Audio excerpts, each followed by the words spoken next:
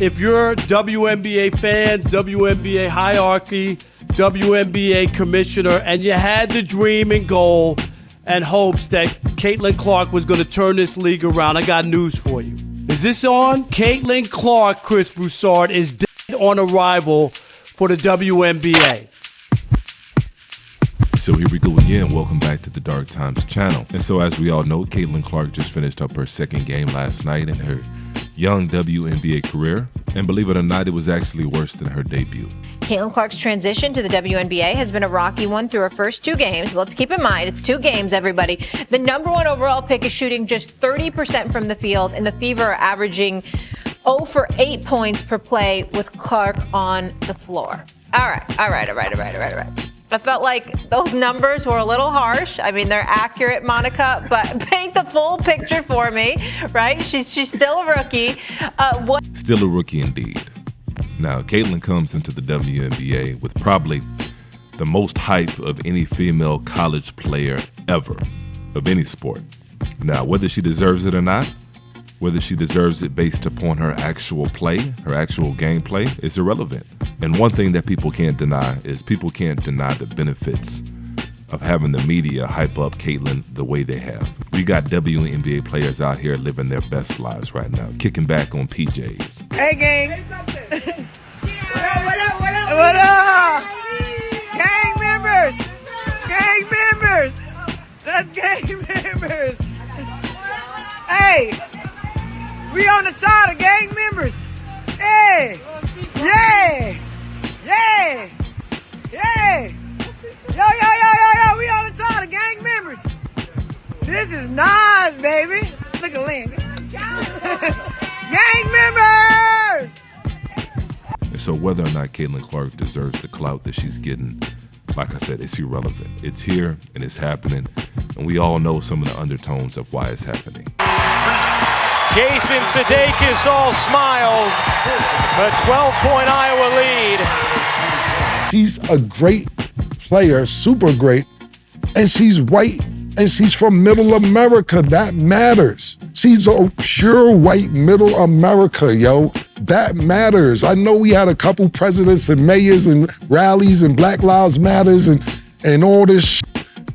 White but she America. fits the bill. Yes, bro. I don't know. She's white and she got the perfect mold right here. Right. But like I said, now that Caitlin Clark is here, Caitlin Clark is looking exactly how a lot of players thought she was going to look when she got to the WNBA. And of course, to be fair, it's only her second game in the WNBA.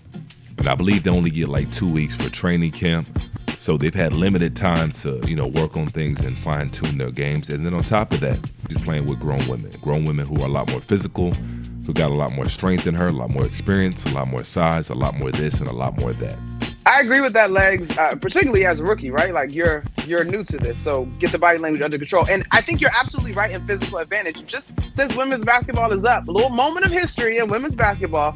The last player that was both an MVP and Rookie of the Year was Candace Parker, And when Diana Taurasi said what she said about Caitlin, and she was going to struggle when she got to the WNBA, wasn't going to be the same. A lot of Caitlin fans got their panties in a bunch. What was the question?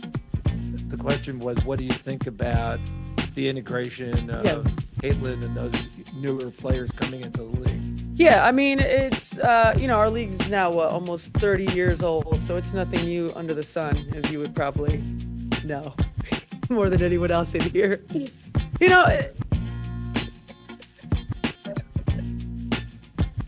And a lot of these WNBA players had a right to be frustrated. And I understand the frustration. At the same time, I understand the dilemma that they're in.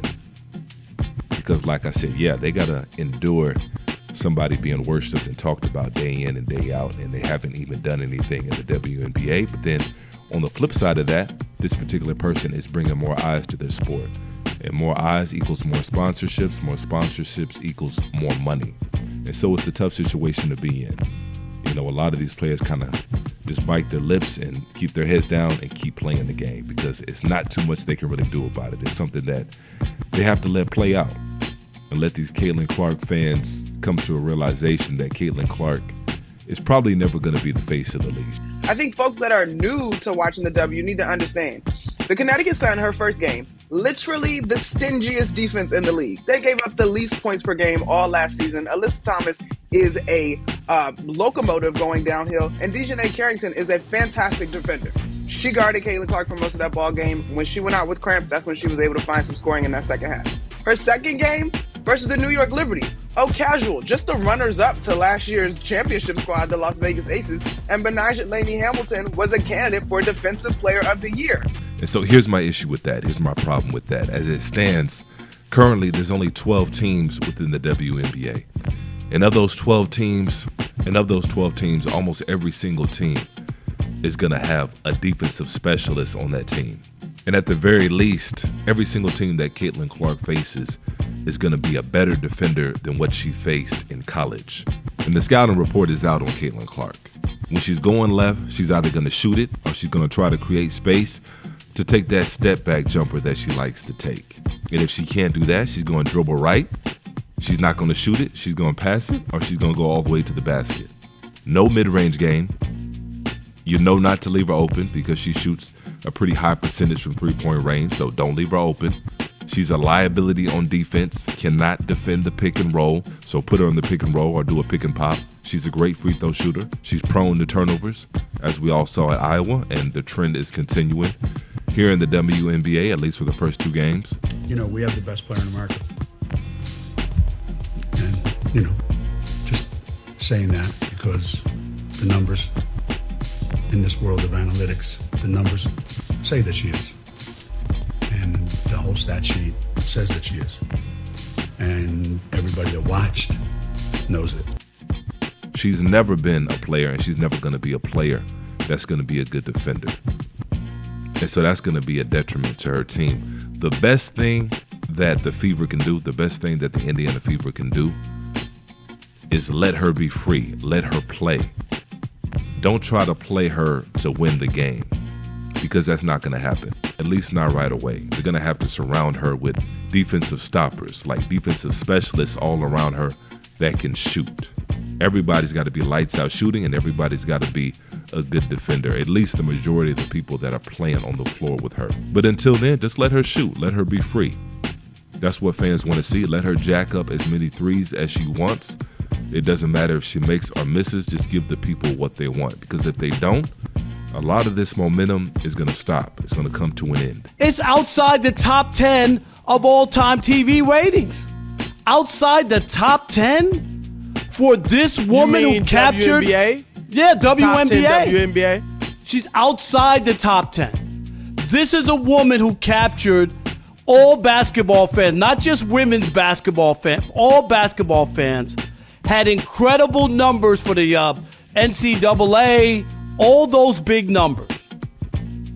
And for her debut to be poor shooting, 10 turnovers, more turnovers than a bakery, and they lost the game, that is a bad sign.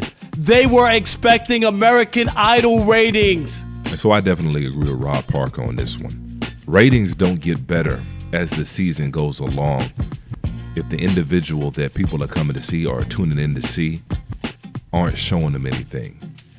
Game 1 and Game 2 are crucial, especially when it comes to the WNBA, because last night when I was watching the Fever versus Liberty, I counted 4 air balls in the first half. The average fan isn't going to tune in to watch women shoot air balls. You might go a full season before you see 4 air balls in the NBA. And so the average fan, and especially the above average fan, the basketball fanatic, isn't going to tune in to watch that. If they're going to tune in to that kind of basketball, Caitlin Clark better at least be shooting that rock. She better be shooting it 20 times a game and doing some of the same things that she did in college. And so for me, you know, whether you're a Caitlin fan or not, whether you believe the hype or not, you know, you can't deny what her presence means for a lot of these women, whether they realize it or not. And I believe most of them do. Caitlin Clark needs to be successful. They need for her to be successful, no matter how they do it. I don't care how they do it. They may need to go ahead and put some magnets in the ball, if that's what it takes. But for the league to be successful and for this level of success to continue and have WNBA players flying around in private jets and getting chartered flights, Caitlin Clark has to be successful. She's got to be more than successful. She's got to go off. And the only way that's going to happen is if the Fever and the entire organization from top to bottom, head coach included, all buy into Caitlin Clark being the face of the team, even if she's not the best player. That's what people want to see. That's who people came to see. And if you don't give people what they want, they're just going to tune out and they're never going to come back. They're going to change the channel and they're never going to turn it back. A great deal of marketing when it's a Caitlin Clark being as popular as she is. It would be a shame to waste, not only for Caitlin Clark, but for the rest of these WNBA women. You know, I know they want to see their salaries go up. I know they want to add more teams to the league. I know they want a lot of the clout and the recognition that the men get. And so they need Caitlin Clark to be successful. And if it was up to me, I would have had Angel Reese and Caitlin Clark playing against each other opening night.